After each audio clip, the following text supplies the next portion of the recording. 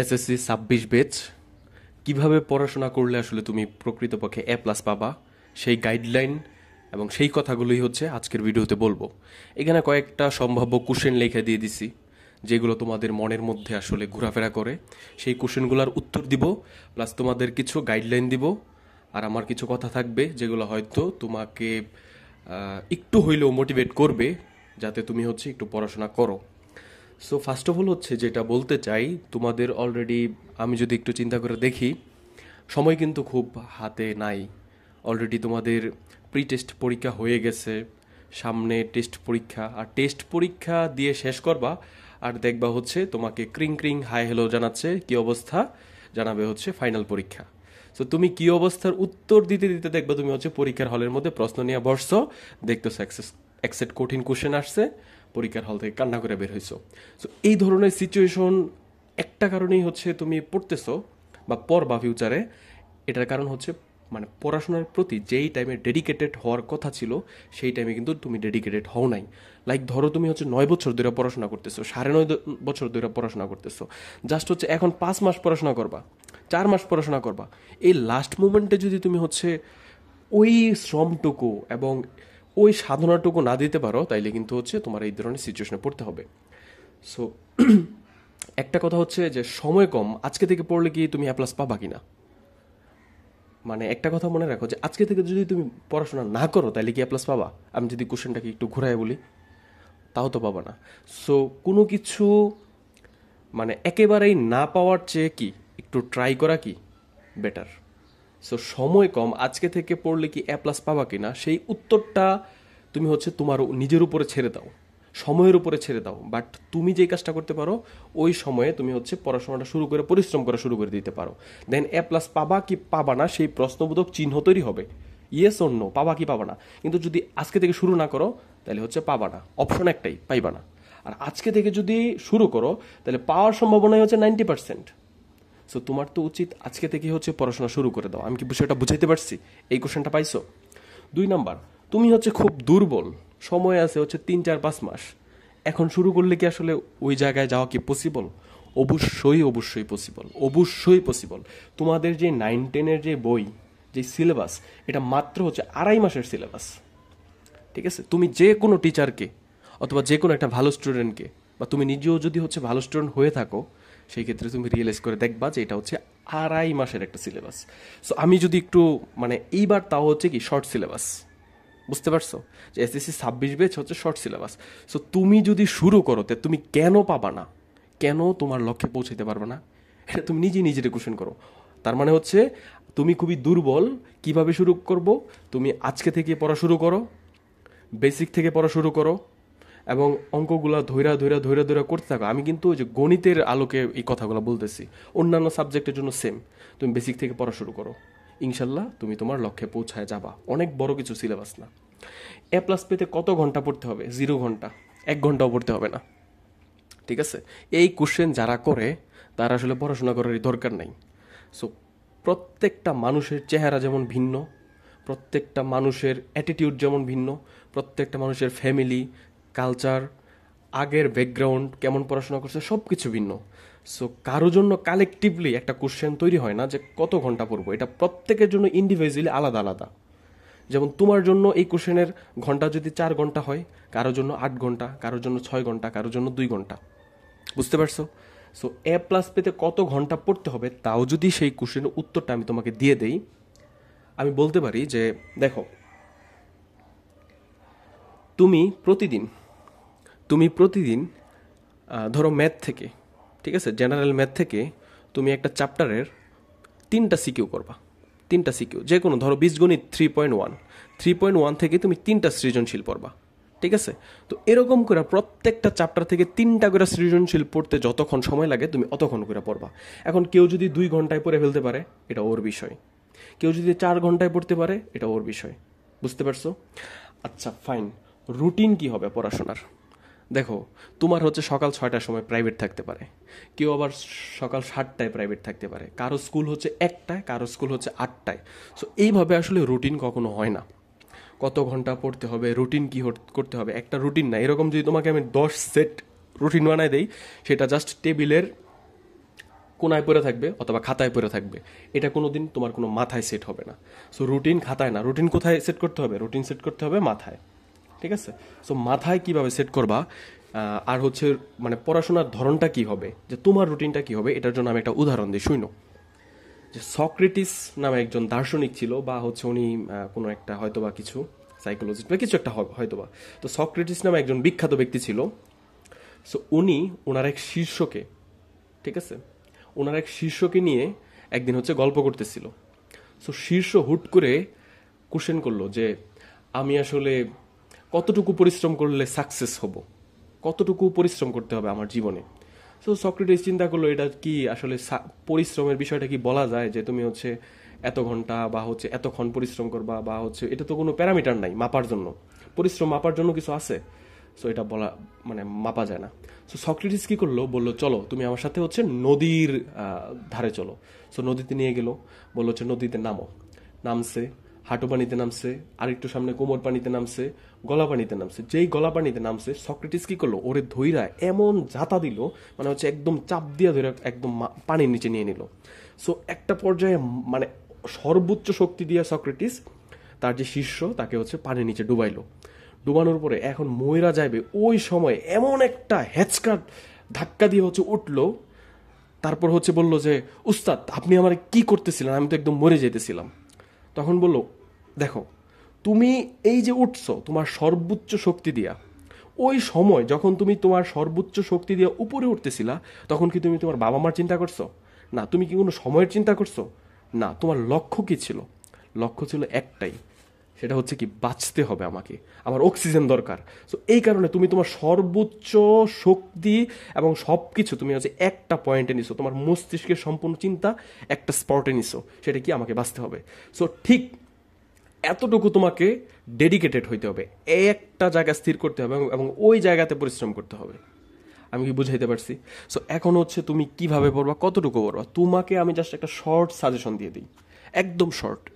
তুমি হচ্ছে ধরো সাধারণ গণিত বইয়ের তোমাদের ধরো সেট আছে, সেট থেকে তুমি হচ্ছে একদম সিরিয়াল অনুযায়ী, কোনো দাগানো টাগানো না, 1 থেকে 20টা সৃজনশীল করবা। তোমার গাইডের মধ্যে সৃজনশীল দেওয়া আছে না, অধ্যায় শেষে 1 থেকে 20টা করবা। করা শেষ মানে হচ্ছে সেট শেষ। বীজগণিত থেকে তুমি হচ্ছে 1 থেকে 20টা সৃজনশীল করবা। করা শেষ মানে বীজগণিত শেষ। এরকম করে সবগুলো অধ্যায় পড়বা। যদি তুমি ম্যাথে 95 না পাও, সেই দিন তুমি আমার এই ভিডিওটা হচ্ছে আমাকে পাঠায়ো, আর হচ্ছে জরিমানা বাবদ আমার কাছে কিছু টাকা পয়সা চাইও, আমি তোমাকে দিয়ে দিব। তুমি মুখ দিয়ে যত টাকা বলবো অত টাকা দিয়ে দিব, তুমি ইনশাল্লাহ পারবা।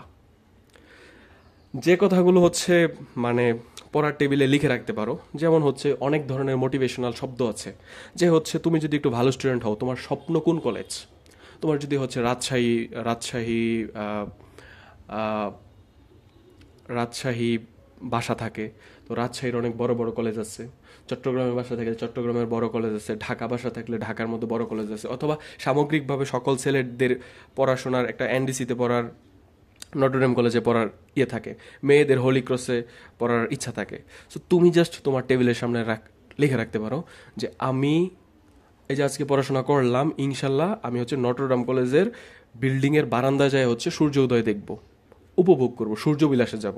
সো এরকম শব্দ লিখে লিখতে পারো, বা হচ্ছে লিখে রাখতে পারো যে কেউ হয়তো আমার চেয়ে বেশি পরিশ্রম করতেছে, আমাকে বাংলাদেশে সর্বোচ্চ পরিশ্রম করতে হবে। সো এইটাতে তো কেউ ভাগ বসাইতে পারবে না। সো এই ধরনের তুমি হচ্ছে অনেক ধরনের সাইকোলজিক্যাল কোড ব্যবহার করতে পারো, ঠিক আছে, যেটা তোমাকে করবে।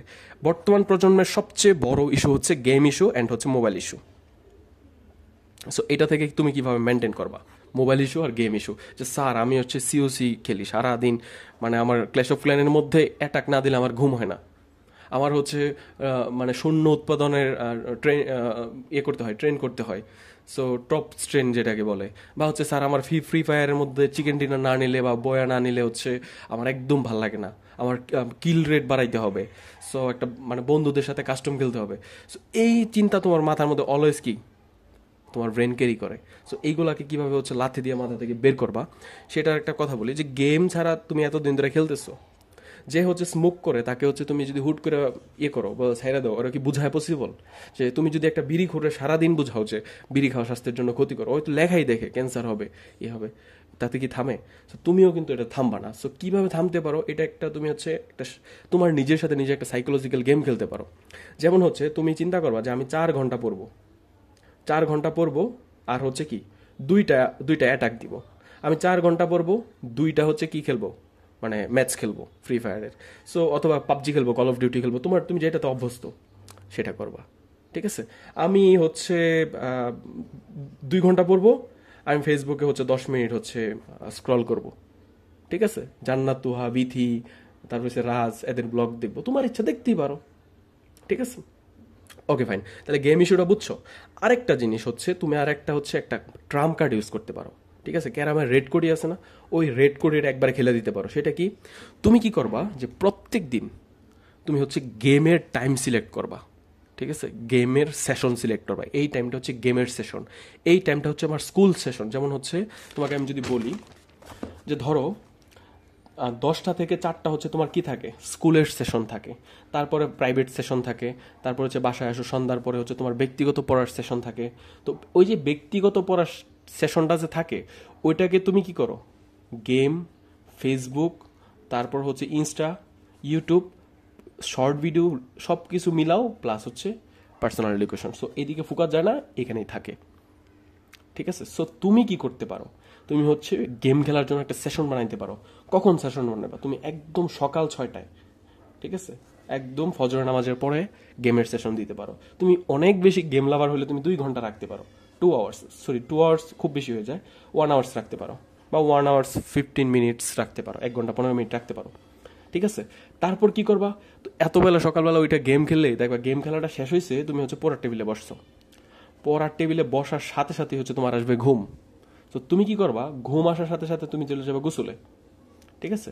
তো গোসলে চলে যাবা, গোসলে চলে গেলে দেখবা হচ্ছে তোমার ঘুম একদম সারাদিনের জন্য শেষ। সো দেন তুমি হচ্ছে পড়তে বসা শুরু করবা, সকালে উঠবা, করবা, তোমার জন্য দিনটা অনেক লম্বা হবে। ঠিক আছে? আর সর্বশেষ যে কথাটা, যে তোমার যদি হচ্ছে কেউ আসলে প্রকৃতপক্ষে একা একা মানে খুব ভালো জায়গায় যাইতে পারে না।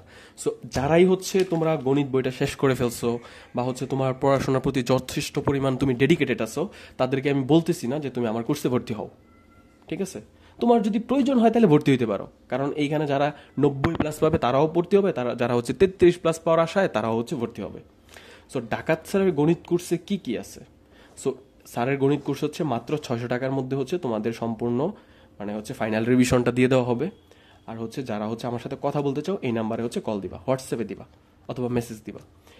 2 নাম্বার কথা, তোমাদের হচ্ছে শনিবার, সোমবার, আর হচ্ছে বুধবার, ঠিক আছে, সানডে,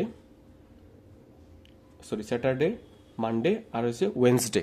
সো এই 3 দিন হচ্ছে কি তোমাদের রাত 9টা থেকে 10টা 20 পর্যন্ত তোমাদের হচ্ছে লাইভ ক্লাস হবে। এবং 30 তারিখ পর্যন্ত হচ্ছে এই যে সেপ্টেম্বরের 30 তারিখ পর্যন্ত ভর্তি কার্যক্রম চলবে। অলরেডি ক্লাস চলতেছে বীজগণিতের উপরে, অলরেডি আমাদের 3টা ক্লাস নেওয়া হয়ে গেছে। ঠিক আছে? 3.1-এর উপরে হচ্ছে আমরা অলরেডি 3টা ক্লাস নিয়ে ফেলেছি।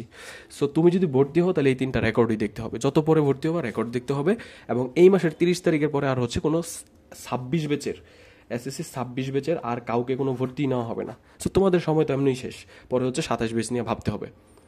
সো তোমরা যারা হচ্ছে মানে চিন্তা করতেছো যে আমি জাস্ট আমার পাস লাগবে, তুমি মাদ্রাসায় পড়ো, বা হচ্ছে তুমি হচ্ছে ভোকেশনালে পড়ো, তুমি স্কুলে পড়ো, তুমি যদি চিন্তা করো যে জাস্ট স্যার আমার পাস লাগবে, তুমি জাস্ট আমার হচ্ছে 10টা ক্লাস করবা, জ্যামিতির উপরে 7টা ক্লাস, পরিসংখ্যানের উপরে 4টা ক্লাস, তুমি পাস।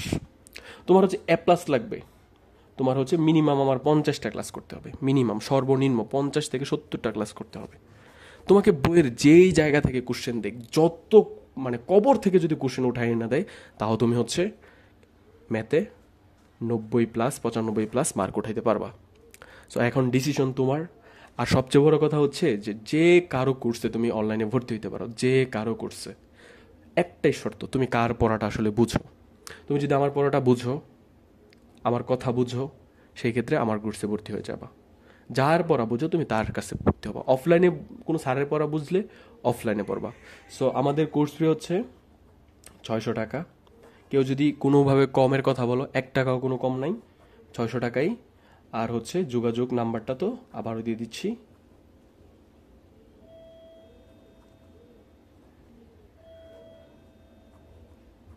এই নাম্বার, ঠিক আছে? তো সবাই ভালো থেকো। আর আমি যেই কথাগুলো বলছি এগুলো হচ্ছে আমল করার চেষ্টা করো, ইনশাল্লাহ। তোমাকে আমি জাস্ট এটা দেখতে চাই যে তোমার স্টোরিতে জাস্ট জিপিএ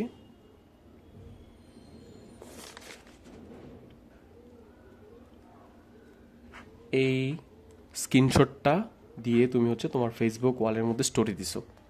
সো আমি ইনশাল্লাহ তোমাদের এই জিনিসটা দেখতে চাই, এবং তুমি নিজেও দেখতে চাও, তোমার ফ্যামিলিও দেখতে চায়। সো এতটুকু পরিশ্রম করো। থ্যাংক ইউ সবাইকে।